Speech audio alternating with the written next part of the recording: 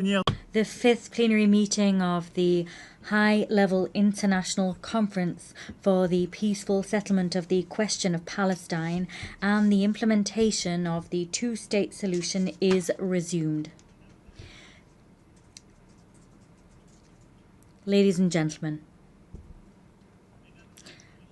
distinguished heads of state and government, ministers, Your Excellency Antonio Guterres, Secretary General of the United Nations Organization, Your Excellency Annalena Baerbock, President of the General Assembly, Excellencies, ladies and gentlemen. It is an honor and a privilege for me to co-chair alongside the Kingdom of Saudi Arabia this conference in accordance with General Assembly Resolution 79/81 dated 3rd December 2024. We wish to extend a warm welcome to each and every one of you. Allow me now to deliver some opening remarks.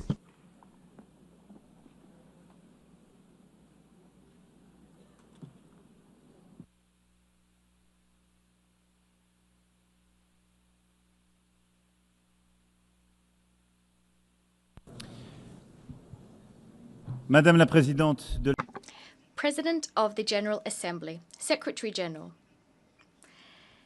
Heads of State and Government, ladies and gentlemen. We've gathered here because the time has come. The time has come to free the 48 hostages detained by Hamas. The time has come to stop war, the bombing in Gaza, the massacres and the fleeing people. The time has come because there's a pressing urgency everywhere. The time for peace has come because we're just a few moments away from no longer being able to seize peace. This is why we have gathered here today. Some might say it's too late. Others might say it's too early. But one thing is certain. We can no longer wait. In 1947, this assembly decided on the splitting of mandatory Palestine across two states, a Jewish state and an Arab state, thus recognizing the right of each of them to self-determination. The international community granted to the state of Israel at last fulfilling the destiny of this people after millennia of roaming and persecution, and Israel founded a beautiful democracy there. The promise of an Arab state to date remains unfulfilled. Since then, there's been a long path of hope and despair intertwined, which Israelis and Palestinians have gone down, each in their own way. We have walked alongside them, each of us in keeping with our history and our sensibilities. But the truth is that we bear a collective responsibility for, to date, having failed to build just and lasting peace in the Middle East. This is what became evident to us on the 7th of October 2023, when the Israeli people suffered the worst terrorist attack in its history. 1,224 men, women, and children killed, 4,834 men, women, and children injured, 251 men, women, and children taken hostage. The cruelty of Hamas and all those who collaborated in this massacre dumbfounded Israel and astounded the world. The 7th of October remains an open wound for the Israeli soul and for our universal conscience. We condemn it unequivocally because nothing, never, nowhere can justify having recourse to terrorism. Minds go out and hearts go out to the victims and their families. We've expressed our compassion to all Israelis and first and foremost demand for all hostages still held by Hamas to be freed unconditionally. The French paid tribute to the 51 French men and women assassinated on that day and all other victims of October 7th. We will never forget them. Never. Just like we will never stop the existential fight against anti-Semitism. The French people know the sting of terrorism, and our hearts remember the expression of the bonds of brotherhood following the terrorist attacks committed in Paris on the 7th of January 2015, when dozens of foreign leaders were in the ranks of those offering their sympathies, among which the Israeli Prime Minister and the President of the Palestinian Authority. We know that you cannot show weakness in the face of terrorism, but we also know the perils of endless wars.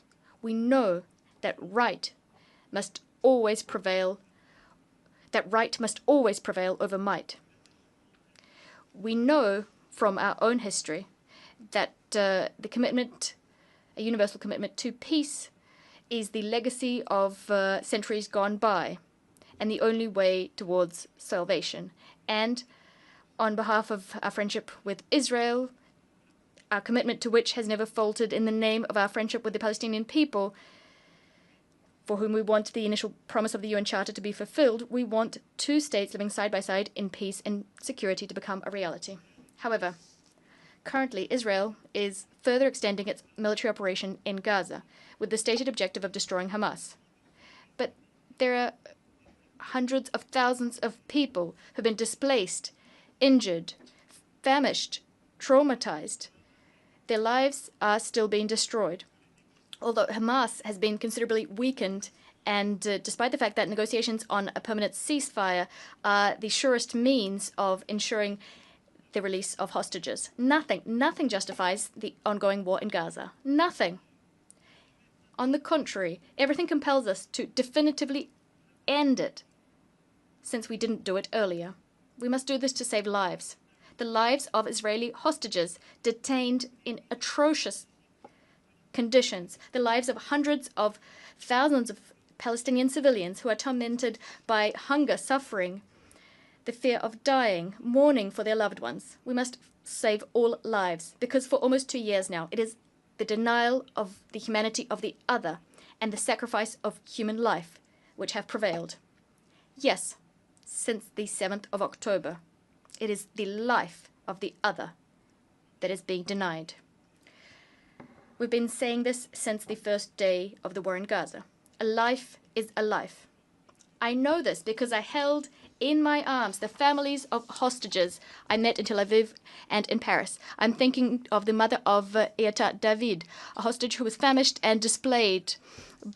I'm thinking of Nimrod Cohen, a 19-year-old hostage whose father I just met.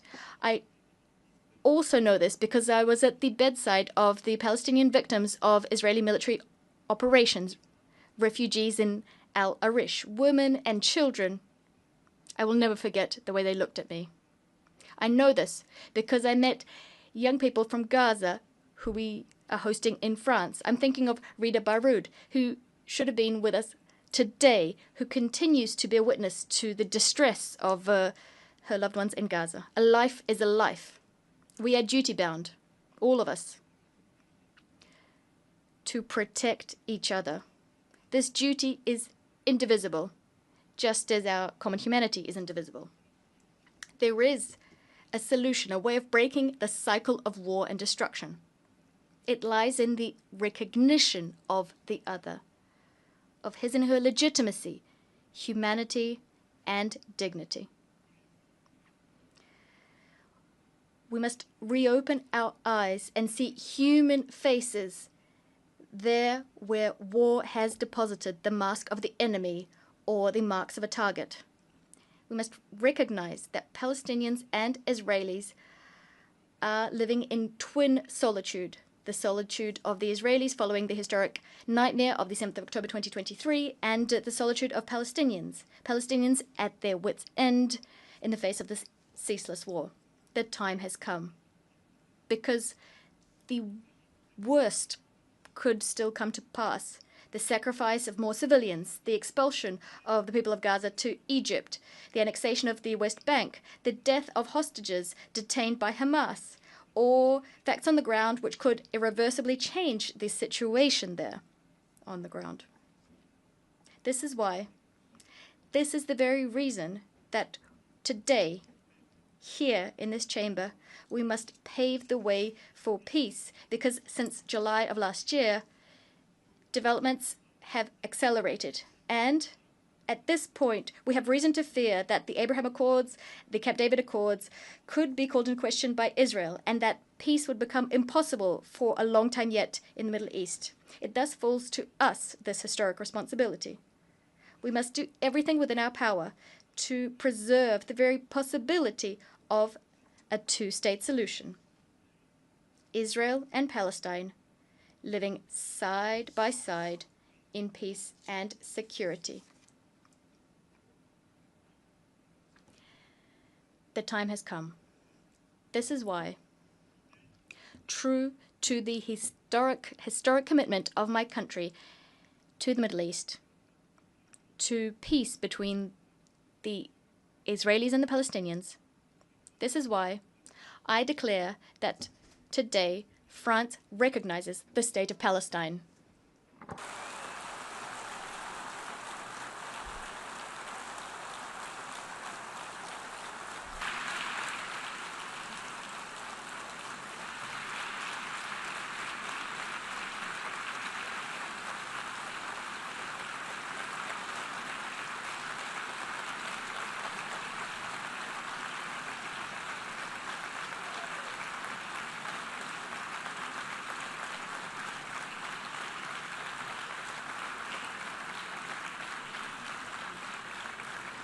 Cette reconnaissance